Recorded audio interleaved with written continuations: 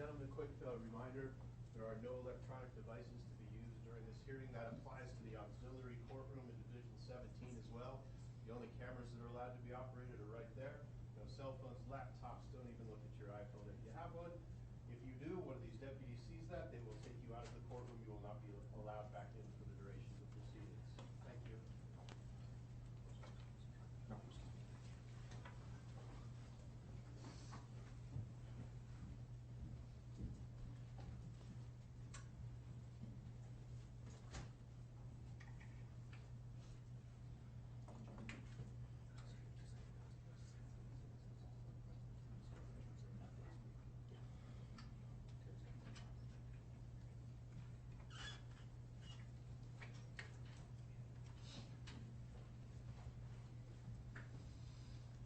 Please rise.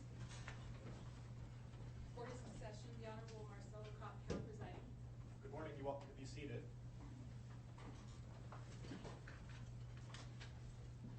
Okay, we are on the record in Will County case number 18CR 2003, People of the State of Colorado versus Christopher Lee Watts. I'd be pleased to have the parties identify themselves for the record.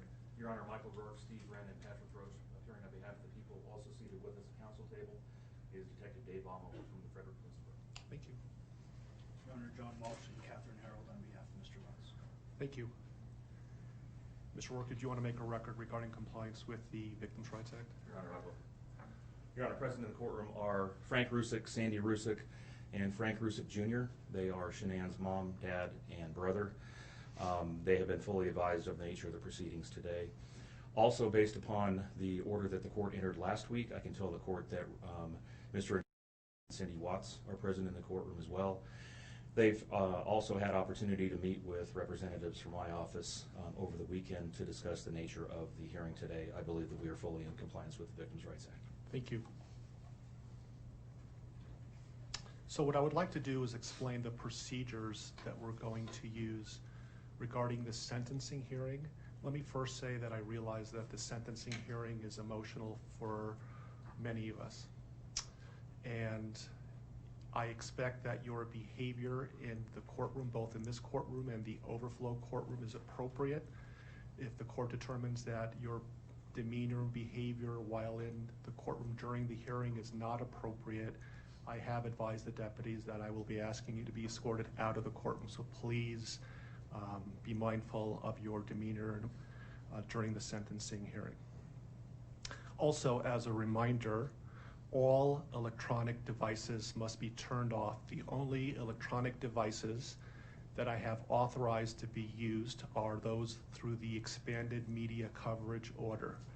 If deputies see that you are using an electronic device not authorized by the court, the deputies will take action on that. So please be mindful of that. If you need to turn off your electronic devices, please do so now. So these are the procedures that we are going to use for the sentencing hearing. First, the prosecution will have an opportunity to present evidence. Once the prosecution finishes, the defense will have an opportunity to present evidence.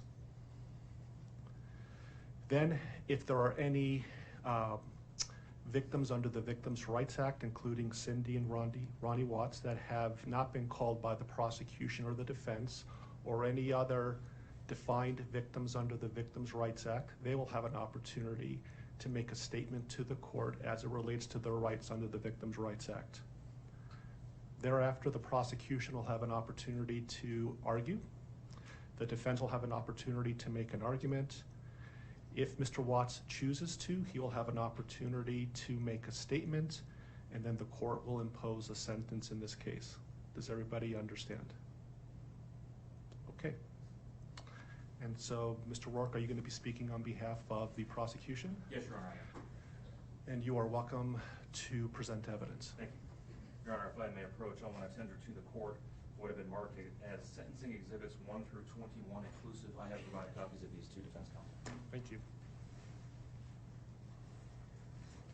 Your Honor, photographs 1 through 21, sentencing exhibits 1 through 21 represent a number of different photographs that are in discovery that Shanann's mother and father wanted the court to have for your consideration as you impose sentence today. They may allude to those, and I've asked them to do so by way of sentencing exhibit number, but that's the sum and substance of exhibits 1 through 21. Thank you. And you have individuals who would like to make a statement? I do. Your Honor, if I could first call upon Frank Rusick to join me at the podium. Thank you.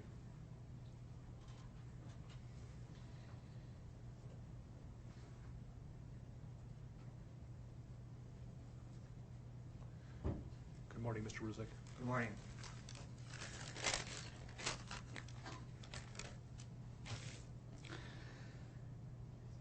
What I'd like to say to the court is that Shannon, Bella, and Nico are loving, caring people. They love life. They love being around people who love them. They always had good times. This is the first time they went to the beach this year, and they loved it. But God only knows what happened that night. Life will never be the same without Shannon, Bella, and Celeste and Nico. Had all their lives to live. They were taken by a heartless one. This is the heartless one, the evil monster, who dare you take the lives of my daughter Shannon, Bella, Celeste, and Nico. I trusted you to take care of them, not kill them. And they also trusted you. The heartless monster, and then you take them out like trash. You disgust me. They were loving and caring people. You may have taken their bodies from me, but you will never take the love they had from me. They loved us more than you will ever know, because you don't know what love is. Because if you did, you would not have killed them. You monster, thought you would get away with this. I don't know how. The cameras do not lie. You carry them out like trash of the house. Yes, I seen the videotape. You buried my daughter Shannon and Nico in a shallow grave, and then you put Bella and Celeste in huge containers of crude oil. You heartless monster. You have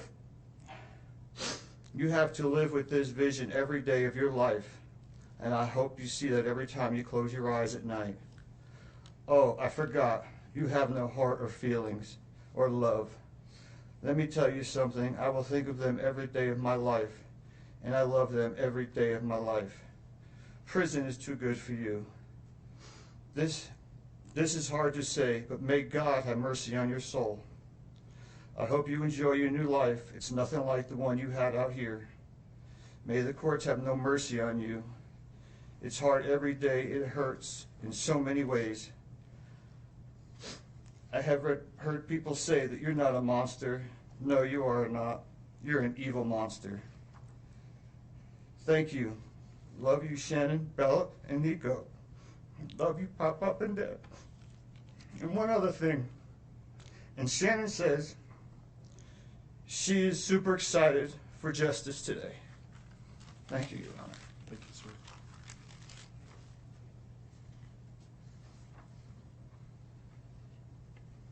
Then I have just one moment. Sure.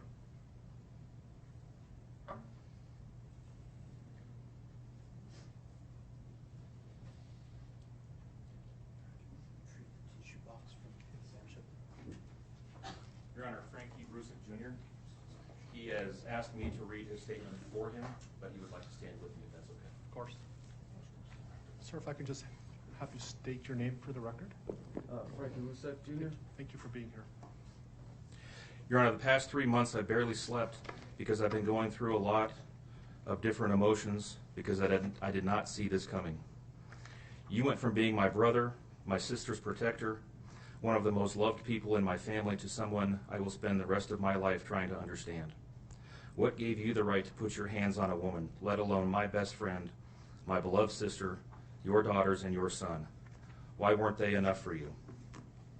In the blink of an eye, you took away my whole world, the people that mattered to me the most. Everything in my life I loved, your children. They trusted you. They loved you. They looked up to you because you promised to keep them safe Instead, you turned on your family.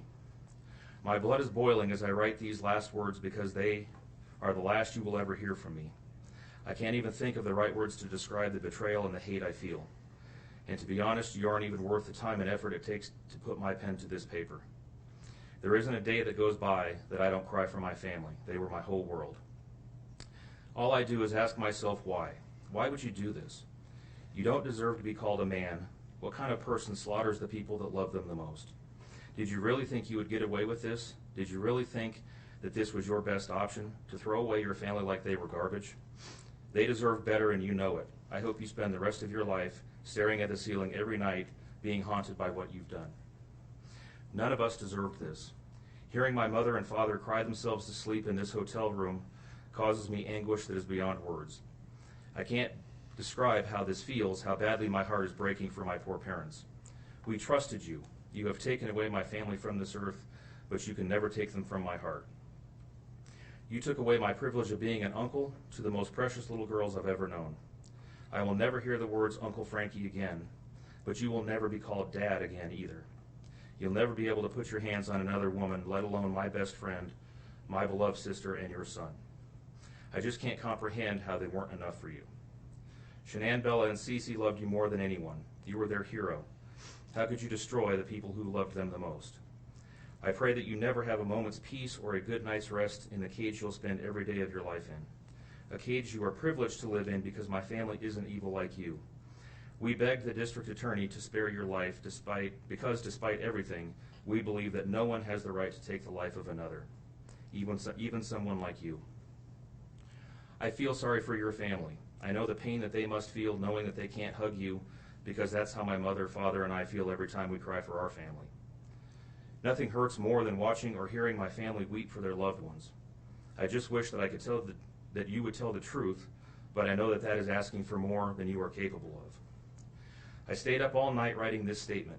I don't sleep because of you. My life will never be the same because of you, but at least my conscience is clear. I get to live free, but I can't say the same for you. I haven't slept in 2 days because I've been anxiously waiting for this moment, the moment I get to tell you how I feel, how this has affected my family and I. My family and I can finally grieve after today. If anything, we will come out of this stronger today than we were before, and we will continue to pray for your family. Sincerely, Frankie Rusick. Thank you, Mr. Russo.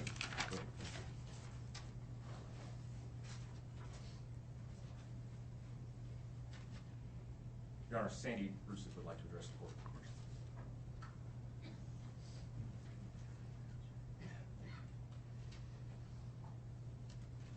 Good morning. Good morning, Your Honor. Thank you for this moment. If I can just have you just identify yourself for the record. My name is Sandra Rusak, Shannon's mother. Thank you. I wanted to say thank you for this moment. I want to take a moment to thank everyone who has prayed for our beloved family, who has sent gifts, cards to us from all over the world. I know God will put the evil people where they need to be.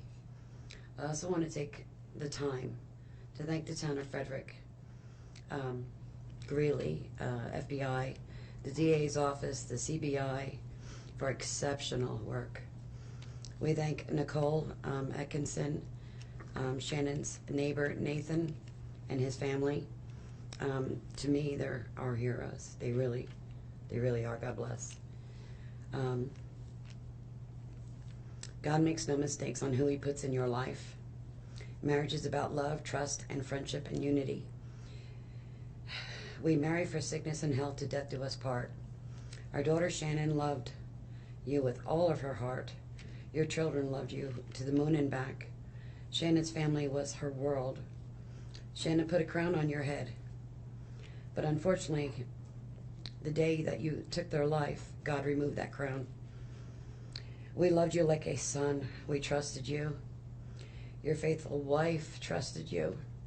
Your children adored you, and they also trusted you. Your daughter Bella Marie sang a song proudly. I don't know if you got to see it, but it was, "Daddy, you're my hero." I have no idea who gave you the right to take their lives.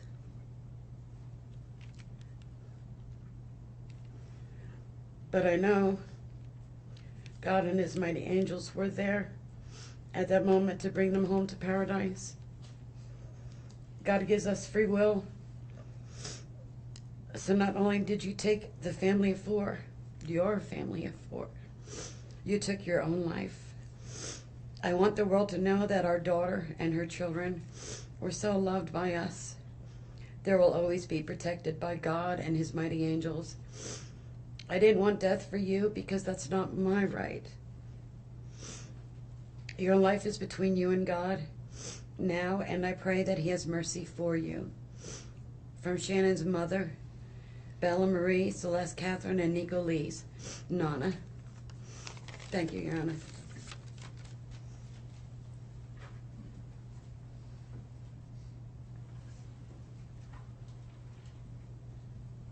Your Honor, that's all the witnesses that I had intended on calling, and I know that the court addressed this during the procedural posture. I am aware that Mr. and Mrs. Watts would also like to address the court. I would certainly invite the court, if you want, at this point to call upon them, or we can certainly do it after any evidence that the defense has as well. Sure. Does Cindy or Ronnie Watts wish to make a statement under the Victims' Rights Amendment?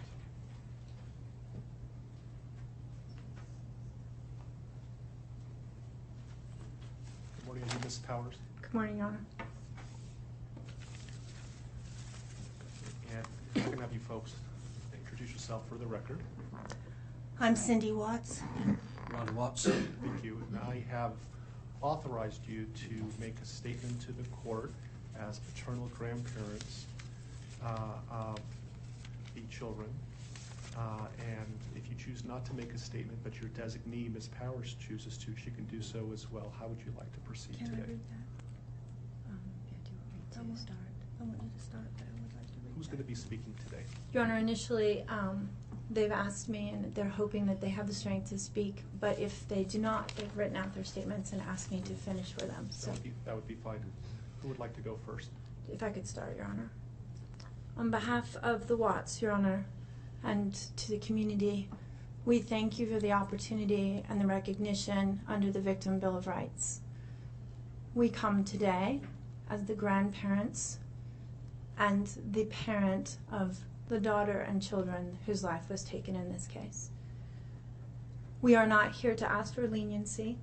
We are not in any way condoning or tolerating the crime that has occurred and the pain that has been caused. We join in our daughter-in-law and grandchildren's family in saying this should never have happened. This is not condonable. This is something that we will never get over. We appreciate the consideration that everyone has paid, most especially the families that have lost everyone. We appreciate that they begged for Christopher's life. We agree and echo what they have said, that it is not his place to take anyone's life, nor would it be our place as a community to take his life. So we thank you for the opportunity and for every consideration and effort that's been put out. The prosecution in this case has in fact respected the Victim Bill of Rights. They took the time to explain that the information that my clients had at the time that they were interviewed was not correct. They were misinformed. They were searching for answers. They were not intending to cause any pain to anyone, and they appreciate that the prosecution answered their questions and gave them the time and the respect and the consideration so that they could tell this court and everyone in this community that the interview content was not their message, that they accept that their son has done this, that they accept that he chose to plead guilty, that he sought and requested their consent and agreement for a life sentence. They appreciate that he is given the opportunity to serve that life sentence. It is his responsibility, it is his sentence, and it is not enough to make up for what has done. We understand and we join the family in that we have questions.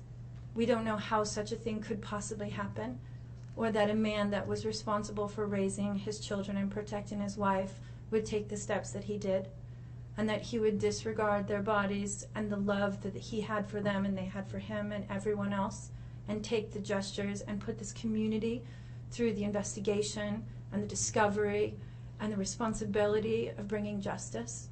We do not understand that. We do not think it was appropriate. We cannot begin to think that an explanation will ever justify it. My clients indicate that they understand that a full opportunity for a confession with all of the responsibility and accountability has not occurred. And they support the family in the request that that happen, if not today, at an appropriate time, in an appropriate manner, so that everyone can have peace, to understand to the best of their ability the details that they need and to have their questions answered. And by giving this opportunity of a life sentence, we hope that he embraces that moment. That had the death penalty been pursued, there would not have been an opportunity to be accountable and to give a full confession. And had the death penalty been sought, counsel would have fought for his life, the prosecutors would have been engaged in a multiple-year battle, the families would have been torn apart, this community would have had to subsidize it and endure it, and we have so much respect and gratefulness that that did not happen. We would strongly encourage Christopher Watts to give that full confession in the tone and in the timing that he thinks is appropriate with the guidance of his counsel. We feel that it would be appropriate and helpful to ease the pain and the suffering. But we also say we don't think that there's anything that he can say that will ever account for his behavior. There's nothing that can be done to cure the harm he has caused. And he has the responsibility to serve his sentence with dignity and with regard for everyone, and to spend every breath that he has left in an atonement for what he has done. Do you want to read it? So if I could just have you state your name for the record. Cindy Watts. Thank you. My name is Cindy Watts. I am the grandmother of two beautiful granddaughters, Bella Marie, Celeste Catherine Watts. I am also the mother of Christopher Watts, who I will be directing most of my statement to. First, I'd like to begin by recognizing the absolute horror of this crime and acknowledging the devastating loss that both the Rusek family as well as our family have faced. Our families have been irreparably broken by the needless deaths of Shanann, Bella, Cece, and Nico. This is something we will never get over. We will always mourn the loss of our family, and in that we are united in our grief. I am still struggling to understand how and why this tragedy occurred. I may never be able to understand and accept it, but I pray for peace and healing for all of us. Now to my son Christopher. I have known you since the day you were born into this world. I have watched you grow from a quiet and sweet, curious child who Bella reminded me so much of, to a young man who worked hard in sports and later mechanics to achieve your goals. You are a good friend, brother, father, and son. We have loved you from the beginning, and we still love you now. This might be hard for some to understand, how I can sit here under these circumstances and tell you, although we are heartbroken, although we can't imagine what could have led us to this day, but we love you. Maybe you can't believe it either. As the Lord said in Jeremiah 3:31, I have loved you with an everlasting love. Therefore, I have continued my faithfulness to you. And you, as your mother, Chris, I have always loved you, and I still do. I hate what has happened. Your father and sister and I are struggling to understand why. But we will remain faithful as your family, just as God remains faithful because of his unconditional love for us all. We love you, and we forgive you, son.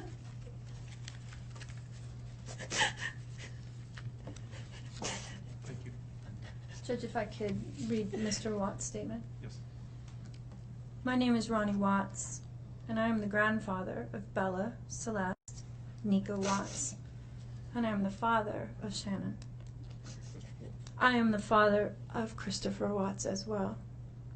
And one of the most important things I've done in my life is to raise my children and to watch as they started their own families. I spent many years coaching Little League and talking to my son, taking him to the races, and sharing my love and knowledge of cars with him. He was just as involved with his girls. I believe he loves his girls. I know he does. This tragedy has impacted my family in so many ways. Beyond losing my precious grandchildren, our beloved daughter-in-law, we are forced to question everything. We still don't have all the answers, and I hope one day, Christopher, you can help us. Chris, I want to talk to you as a father and son. You are here today accepting responsibility, but I want to tell you this now. I love you. Nothing will ever change that. And I want you to find peace. And today is your first step. The Bible says if we confess our sins, God is faithful and just and will forgive us. Chris, I forgive you, and your sister forgives you, and we will never abandon you, and we love you. Dad. Judge, thank you for the opportunity to address the court.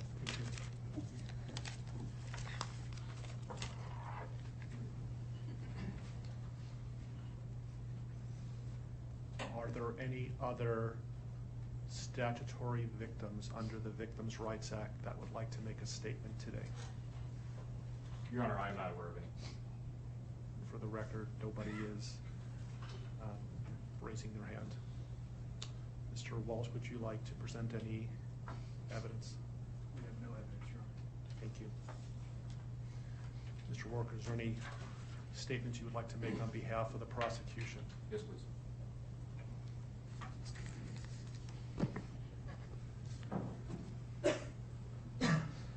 Your Honor, there are no words to adequately describe the unimaginable tragedy that brings us before this court today. By my comments, I'm not even going to try to express the horror, the pain, or the suffering that the defendant has caused to these families, to this community, and to all who were a part of this investigation. However, I do want to spend a few minutes sharing with the court the details of the crime, as so far you've only had an opportunity to review the affidavit and a few facts here and there that have been offered to the court in the motions and pleadings that have been filed. The questions that have screamed out to anyone who will listen since August 13th of 2018 are why and how. Why did this have to happen? How could a seemingly normal husband and father annihilate his entire family? For what? These are the questions that only one individual in this courtroom or on this planet knows the answers to. I fully expect we will not receive the answers to these questions today, nor will we at any point in the future. I don't expect that he will ever tell the truth about what truly happened or why. Even if he did, there is no rational way that any human being could find those answers acceptable responses to such horrific questions. The best we can do is try to piece together some kind of understanding from the evidence that is available to us. And the evidence tells us this. The defendant coldly and deliberately ended 4 lives. Not in a fit of rage, not by way of accident, but in a calculated and sickening manner. Shanann was 34 years old. She had married the defendant in November of 2012. Over the weekend leading up to August 13th, she had been at a work conference in Phoenix, Arizona, and returned home in the early morning hours of August 13th. We know that she got home about 1:45 in the morning. The doorbell camera on their home shows her arriving back home from the airport. Shortly thereafter, at least according to the defendant, they had what he referred to as an emotional conversation about the state of their marriage and about what their lives would look like going forward. What was said during that emotional conversation, only he knows. What we do know is that shortly after that, the defendant strangled her to death with his own hands. We know that he slowly took her life the morning of August 13th. We know that this was not done in an uncontrolled, vengeful manner that he tried to describe to agents from CBI and the FBI. If that were the case, you would expect to see vicious, horrible bruising about her neck, shoulders, and face. You would expect to see the hyoid bone in her neck broken. You would expect to see some kind of defensive wounds on his body as she struggled and fought for her own life. None of those are present. The only injuries that were on Shanann's body were one set of finger or bruising, what appeared to be fingernail or finger mark bruising to the right side of her neck. We know that our experts will tell us that it takes 2 to 4 minutes to strangle someone to death manually with their own hands. The horror that she felt as the man that she loved wrapped his hands around her throat and choked the life out of her must have been unimaginable. Even worse, what must Bella, age 4, and Celeste, age 3, must have experienced or thought as their father, the one man on this planet who was supposed to nurture and protect them, was snuffing out their lives. They both died from smothering. Let me say that again. The man seated to my right smothered his daughters. Why? Imagine the horror in Bella's mind as her father took her last breaths away. Your Honor, understand very clearly, Bella fought back for her life. The frenulum, the connective tissue between her upper lip and her gum, had a centimeter and a half laceration. She bit her tongue multiple times before she died. She fought back for her life as her father smothered her. Celeste had no such injuries. In fact, she had no external injuries at all. But according to the medical examiner, she was smothered nonetheless. The defendant then methodically and calmly loaded their bodies into his work truck, not in a hasty or disorganized way. He was seen from the neighbor's doorbell camera backing his truck into the driveway, going back and forth into the house and back out to the truck 3 different times, 1 time for each of their bodies. He then drove them away from their family home 1 final time, intent on hiding any evidence of the crimes that he had just committed.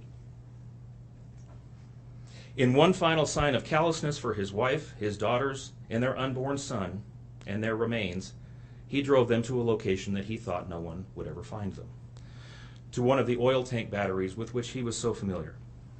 He knew this was safe. He had texted a coworker the night before saying, "I'll head out to that site. I'll take care of it." He had carefully ensured that he would be alone in the middle of the plains to secrete away the remains of his family in a place that he hoped they would never be found. In 1 final measure of disrespect for the family he once had, he ensured that they would not be together, even in death, or so he thought. He disposed of them in different locations. He buried Shanann and Nico in a shallow grave away from the oil tanks. Bella and Celeste were thrown away in the oil tanks at this facility. Different tanks, so these little girls wouldn't be together in death. Imagine this, Your Honor. This defendant took those little girls and put them through a hatch at the top of an oil tank, 8 inches in diameter. Bella had scratches on her left buttocks from being shoved through this hole. A tuft of blonde hair was found on the edge of one of these hatches.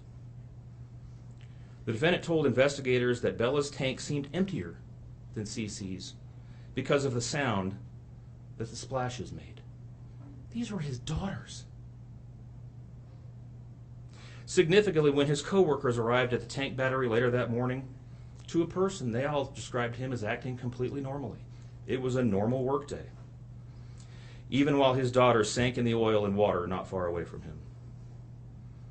And then his efforts at deception truly began. We've all seen the emotionless interviews that the defendant gives to the local media asking for help in locating his family. We watched as he claimed that the house was empty without them, and that he hoped that they were somewhere safe, and that he just wanted them to come home. He told investigators that they were at home sleeping when he left for work that morning, and that Shanann had told him that she was taking the girls to a friend's house for the day.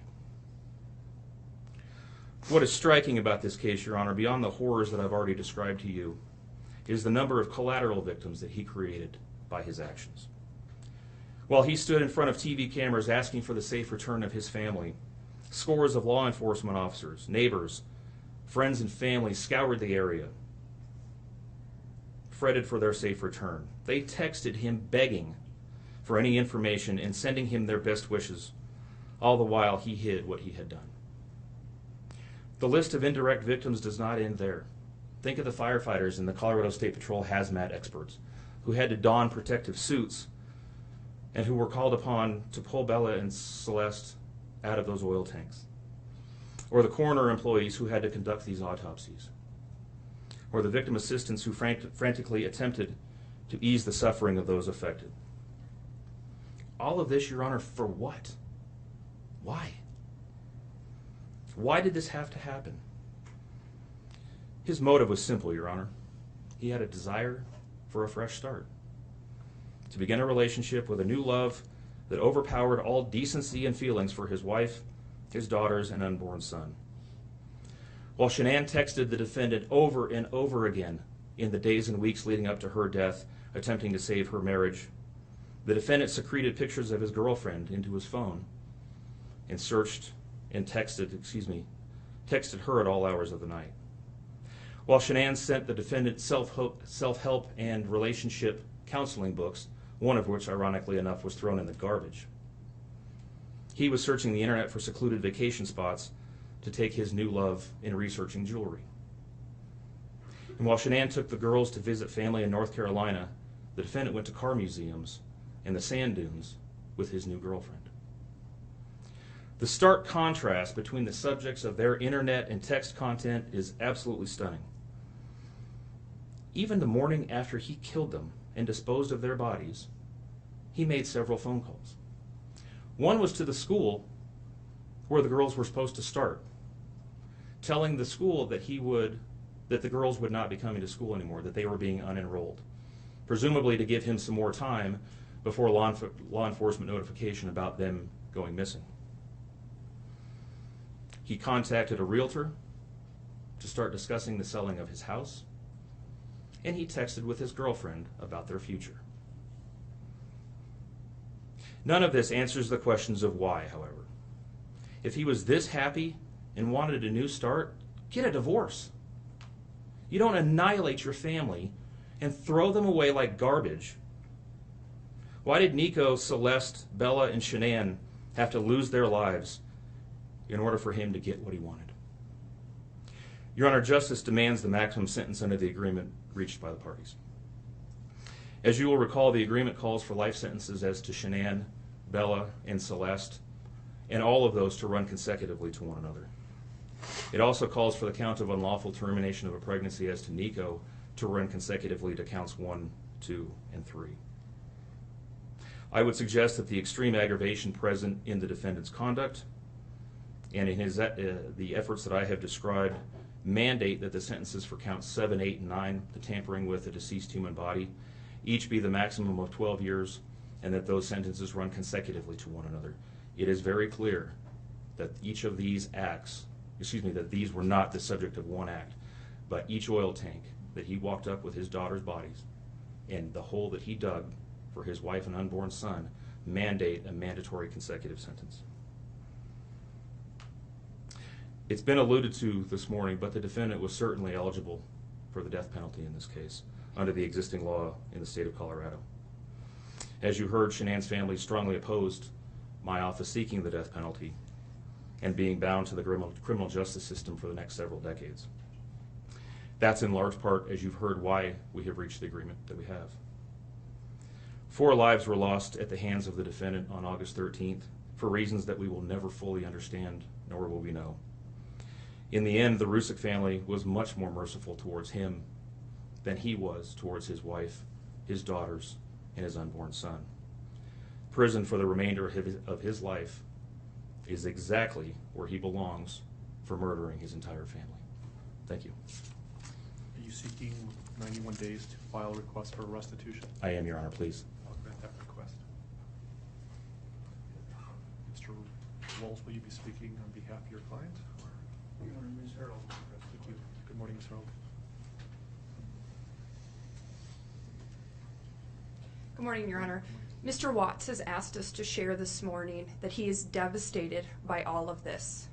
And although he understands that words are hollow at this point, he is sincerely sorry for all of this. Thank you. Thank you.